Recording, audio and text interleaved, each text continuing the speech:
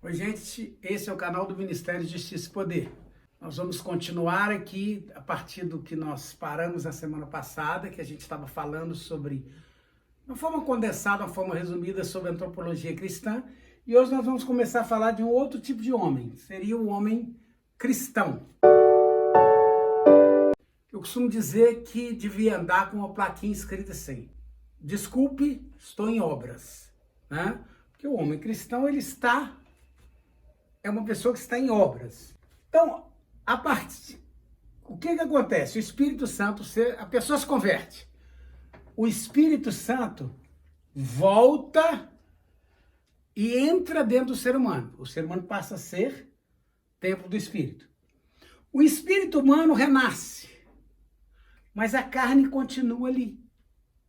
E os dois estão agindo na alma. Como eu disse, o homem sem Deus tem um conflito entre o superego dele e o id dele, mas sempre buscando o seu próprio interesse, para satisfazer o seu ego. O cristão tem um conflito. A carne milita contra o espírito contra a carne. Para os dois estão tentando influenciar a alma. Então, o processo da vida cristã é crucificar a carne com as suas concupiscências, fortalecer o espírito com a santificação. Mas o cristão é um ser em conflito, porque a carne milita contra o espírito contra a carne. E encerrando, vamos falar sobre o homem glorificado. O que é o homem glorificado? É o cristão, após o arrebatamento da igreja, ou após a morte e a ressurreição, que é o que a Bíblia chama de primeira ressurreição, o ser cristão tem um corpo glorificado. Vocês lembram como eu disse semana passada que o corpo de Adão era imortal?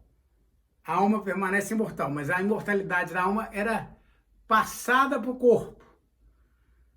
E no homem glorificado, ele vai receber um corpo glorificado. E o corpo glorificado é imortal. Então, a alma desse ser humano vai receber um corpo glorificado, ele vai se tornar de alma vivente para espírito vivificante, e esse corpo vai ser imortal. 1 Coríntios 15, Paulo vai falar um pouco sobre isso, nós vamos pegar alguns versículos aqui. 15, 22, porque assim como todos morrem em Adão, assim também todos serão vivificados em Cristo. Tá? É importante isso aqui, tá, gente? Quando Paulo diz todos aqui, todos os que receberam Jesus. Paulo jamais foi universalista e dizer que todo mundo vai ser salvo. Todos morreram em Adão? Sim. Todos os que quiserem, ou que se aceitarem, ou que se converterem, vão ser vivificados em Cristo. 15, 24. Depois virá o fim, quando tiver entregado o reino a Deus, ao Pai, quando houver aniquilado todo império e toda potestade e força. Então isso aí é algo que vai vir no final, né? Jesus vai voltar, vai tomar o reino, vai entregar esse reino ao Pai e vai aniquilar o império que existe nessa terra, que é o Império Babilônico, né? O sistema babilônico, né? Alguns vão chamar de Illuminatis, outros vão chamar de Matrix, eu chamo de Babilônia, que é o nome que a Bíblia usa.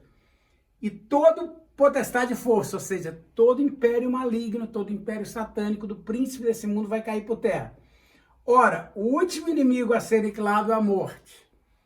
Então, a partir daí, no corpo glorificado, a morte vai ter sido aniquilada. O nosso corpo deixa de ser mortal. Paulo vai falar também de corpos terrestres e corpos celestes, né? Corpos celestes. E 15:40 ele vai dizer, há corpos celestes e corpos terrestres. Mas um é a glória do celeste e outro dos terrestres. Então existem corpos diferentes, são corpos, são matéria, mas são corpos celestes. Assim também a ressurreição dentre os mortos, semeia-se corpo em corrupção, ressuscitará em incorrupção. Ou seja, é um corpo que não se corrompe mais. Semeia-se em ignomínia, em vergonha, ressuscitará em glória. Semeia-se em fraqueza, ressuscitará com vigor. Então o corpo glorificado é glória, é vigor, semeia esse corpo natural, ressuscitará corpo espiritual, é espiritual. E se há corpo natural, há também corpo espiritual. Então, aqui uma comparação que ele faz, né, do nosso corpo hoje, que é corrupção, ignomínia, fraqueza e corpo natural, nós vamos ter incorrupção, glória, vigor e corpo espiritual. Esse é o corpo glorificado. Chegamos ao final desse vídeo. Semana que vem estaremos de volta. Se você gostou, deixe aí seu like, se inscreve no nosso canal caso você não seja inscrito. Ative o sininho para receber as notificações do nosso canal.